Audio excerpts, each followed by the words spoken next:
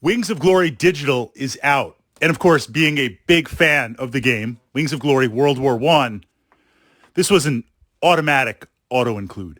The chance to play the game digital, a great way. I think of it as a trainer or for those times where I want to get in a quick game, but I'm not able to play the tabletop.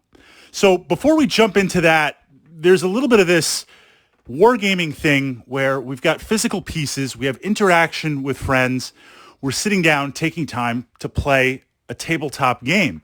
And I find much of the game, wargaming, but Wings of Glory, is the fact that we are manipulating cards to pilot the planes. We're pushing them along. We're having tactics together.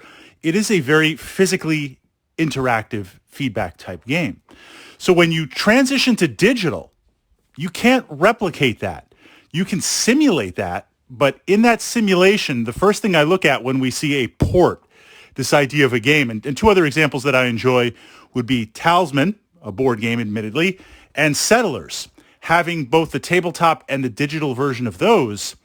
What I'm looking for is, yes, I can't replicate the physical experience, but at least visually and mechanically, does it play the tabletop experience one-to-one? I don't want to take it in some other direction. I don't want to have all these add-ons that change the game, literally make it portable that can fit in my pocket. So that was the first thing going into the game. How I intend to use it and play it, again, are for those times where I want to play some Wings of Glory, but I don't have the physical space. Maybe I'm traveling or I'm commuting on the train like I do. Or for the times where, most importantly, and I do this with Talisman, as a trainer, the ability to set up a game, play against some AI. Now, there is multiplayer function. We're going to put that aside for a moment. And physically just play out games, try out tactics. So I was especially interested in this as literally a trainer. And we explored some ideas how to get good at a war game really, really fast. Push that up to the Wargaming Tactics 101 playlist here on the channel. Okay, within that framework, jumping in. Now, Wings of Glory, there is a playlist on my channel here looking at some rules and tactics. What I love about the game is the fact that it's World War One planes, Knights of the Sky. It's very easy to understand. It's very easy to get behind.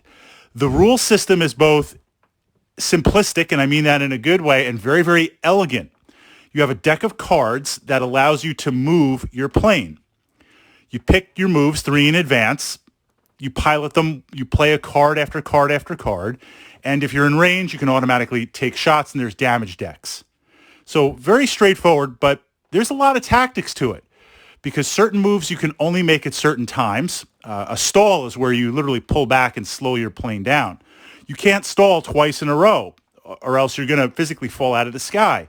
Other maneuvers, depending on the plane configuration, someone can make a sharp turn, some not so sharp a turn. We also have got primary forward-facing machine guns.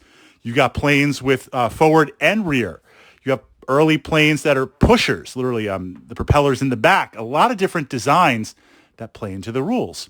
And you also have various damage effects, like your plane's on fire, the engine's hit, a rudder's jammed.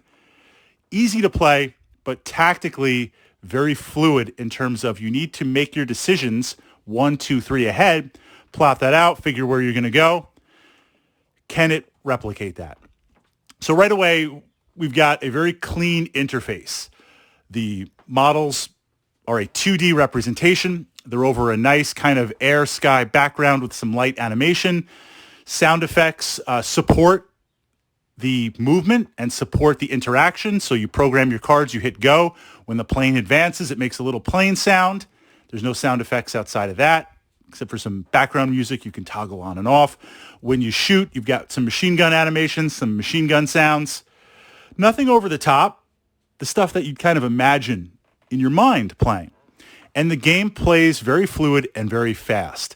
It is essentially a one-to-one 2D port of the game with both the basic rules and the optional rules. Now, there's online play. As of pushing this vlog, there's not a lot, but naturally that'll grow because Wings of Glory enthusiasts are going to jump on it more and more. Other World War One enthusiasts will jump on that. Other players just looking for like a cool pilot type tactical game, they're going to jump in on that. But the main thing, again, pushing it through is the fact that I can play this solo and push it through. Okay, I don't want to say criticisms. Plays flawlessly on my tablet, plays flawlessly on my iPhone. There's only, as of now, 4 planes for each side. And I'm hoping that they will roll out more planes. And the planes that they picked for both sides were kind of the standard fighters for the period. Then you've got a 2-seater, and then you've got kind of a higher end type fighter, a heavier type fighter. That's a good start. That's a good start. Of course, naturally being a enthusiast of the game, the physical tabletop, I've got multiple planes on each side. I'm hoping they will automatically push out more planes as they go, programming the AI, programming the cards, and having that. So that would be really interesting. Is that going to be DLC? Am I going to have to pay $10 for 5 planes? I don't know. We'll see. Would I do it? Probably. Now, the other piece, the attention to details, which I appreciate. I'm primarily interested in dogfight. That's the mission. You go head to head and you fight. That's how, I don't want to say all Wings of Glory games are played, but that's the majority of them. There are 3 other sub-missions, which are in the rule books, and it is interesting. One is where you're trying to recon an area and take some pictures. Another is where you're attacking fixed positions. It is World War I below. And the next one is like a bomber type mission. I appreciate that because now this kind of pushes out the tactica ability of it. If you're looking to play one player, fills that. But again, it's also a trainer. The final piece, the attention of detail, which is really nice. And I really appreciate that they can do in this type of game, but not necessarily the tabletop. Often what you'll play is a same amount of planes. Now you can play you can go one-on-one, but usually you want to have a squadron or multiple planes on each side. If you pick the same type of plane, there's alternate designs, which I really appreciate on that in terms of how they're painted up and how they present themselves in various colors. Playing Wings of Glory tabletop World War I, we'll have multiple planes on the same side. And I love Wings of Glory because this plays into huge games. I mean, we'll have like 5, 6, 7, 8, 10, 12 players on each side, each with a plane, have literally 20, 25 planes in the sky, all controlled. It is a really interesting battle and sight to behold. But often if we're flying the same type of planes, the physical tabletop has the primary paint of the plane.